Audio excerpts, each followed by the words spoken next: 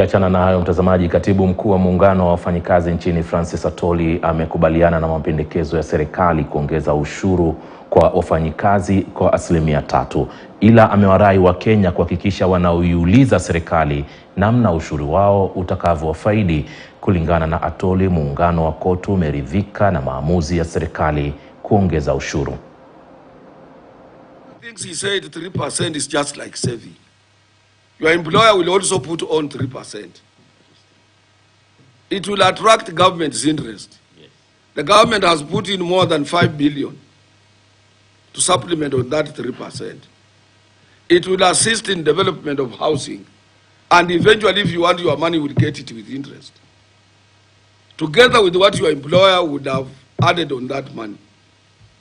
So in total, it will be 6% plus interest with maximum of 2,500. So for us who are unionized, that is not a big deal, because sometimes even saving on your own is not easy. So Kenyans must accept to be taxed, but in those countries they audit. They audit their taxes and the revenue they release to the government.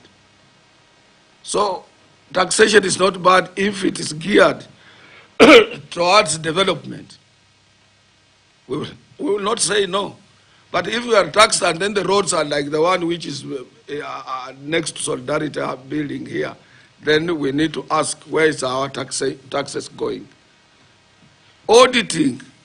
The problem with you people, you don't audit government, but taxation is not bad.